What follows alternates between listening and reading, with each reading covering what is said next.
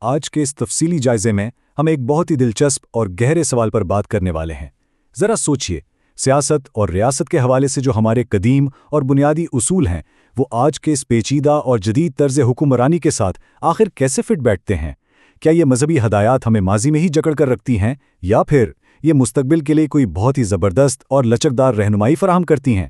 چلیں اسے سمجھتے ہیں۔ تو چلیے سیدھا اصل مدے کی طرف آتے ہیں۔ ہم میں سے اکثر لوگوں کا یہ ماننا ہوتا ہے کہ جب بھی مذہبی طرز حکومت کا ذکر آئے گا تو یقیناً اس کے لیے کوئی صدیوں پرانا بہت ہی سخت اور ایک ایک چیز کو کنٹرول کرنے والا خاکہ موجود ہوگا، یعنی ایک ایسا بلو پرنٹ جو ذرا بھی نہیں بدل سکتا۔ لیکن کیا واقعی ایسا ہے؟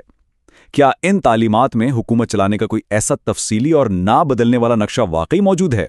ہمارے ذرائع اس عام تاثر کو بالکل مسترد کرتے ہیں، ایسا بالکل بھی نہیں ہے۔ اور اب جو بات ہم سمجھنے جا رہے ہیں وہ واقعی بہت کمال کی ہے۔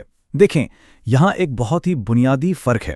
ایک طرف تو ہمارے پاس غیر متبدل اصول ہیں، یہ وہ بنیادی قواعد ہیں جو بالکل سدا بہار ہیں، ان میں کبھی کوئی تبدیلی نہیں آ سکتی۔ یہ سمجھ لیں کہ یہ ریاست کی اخلاقی بنیاد ہیں۔ لیکن دوسری طرف ہیں تفصیلی جزیات، مطلب ان اصولوں کو نافذ کیسے کرنا ہے، ان کا عملی طریقہ کیا ہوگا۔ یہ حصہ 100% لچکدار ہے۔ شریعت نے ان جزیات کو پتھر پر لکیر نہیں بنایا، بلکہ انہیں ہر دور کے انسان پر اس کی عقل اور دانش پر چھوڑ دیا ہے تاکہ وہ باہمی مشورے سے اپنے حالات کے حساب سے بہترین فیصلے کر سکیں۔ پہلا حصہ، فوجی مثال۔ آئیے دیکھتے ہیں کہ یہ بات ایک عملی مثال سے کیسے واضح ہوتی ہے۔ ہمارے ذرائع ایک بہت ہی زبردست عملی مثال پیش کرتے ہیں جو اس پورے فلسفے کو سمجھنے میں ہماری بہت مدد کرتی ہے۔ ذرا اس قرآنی آیت پر غور کریں، وَأَعِدُّوا لَهُم مَّا اسْتَطَعْتُم مِّن قُوَّةٍ۔ اس کا سیدھا سا مطلب یہ ہے کہ دشمنوں کے مقابلے کے لیے جو تیاری کر سکتے ہو کرو۔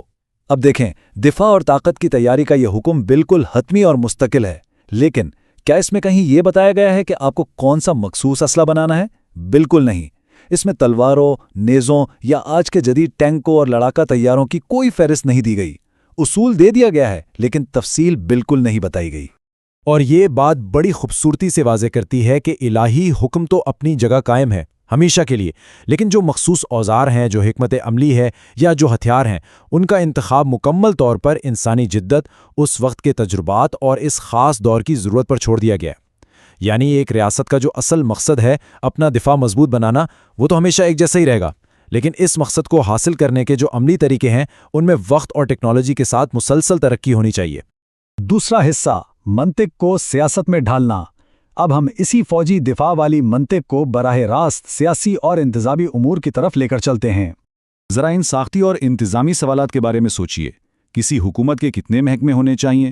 ملک کا نظام حکومت وحدانی ہو یا وفاقی؟ جو ہماری پارلیمنٹ ہے وہ ایک ایوان پر مشتمل ہو یا 2 ایوانوں پر؟ وزراء کی تعداد کتنی ہونی چاہیے؟ ہمارے ذرائع بڑی صراحت سے یہ بات بتاتے ہیں کہ ہمیں ماضی کی کتابوں میں ان انتظامی امور کی باریک تفصیلات ہرگز تلاش نہیں کرنی چاہیے۔ کیوں؟ کیونکہ یہ ڈھانچے شریعت نے طے ہی نہیں کیے، انہیں طے کرنے کی ضرورت ہی نہیں تھی۔ یہ تو خالصتاً وہ عوامل ہیں جو وقت اور حالات کے ساتھ ساتھ بدلتے رہتے ہیں۔ یہاں ہمیں ایک بہت ہی کمال کی اصطلاح کو سمجھنا ہے اور وہ ہے مباحات کا دائرہ۔ اس کا مطلب ہے اجازت کا وہ وسیع میدان جہاں انتظامی، حکومتی اور ساختی فیصلے مکمل طور پر اس دور کے صاحب بصیرت افراد، ماہرین اور انسانی عقل پر چھوڑ دیے گئے ہیں۔ دراصل یہی وہ بنیادی فلسفہ ہے جو اس بات کا مضبوط جواز دیتا ہے کہ ہمارے سیاسی نظاموں کو اتنا قابل تطبیق اور لچکدار کیوں رکھا گیا ہے۔ یہ واقعی ایک زبردست سوچ ہے۔ تیسرا حصہ، شریعت کی حکمت۔ آئیے سمجھتے ہیں کہ اس سارے نظام میں اصول اور آزادی کا یہ توازن آخر کیوں رکھا گیا ہے؟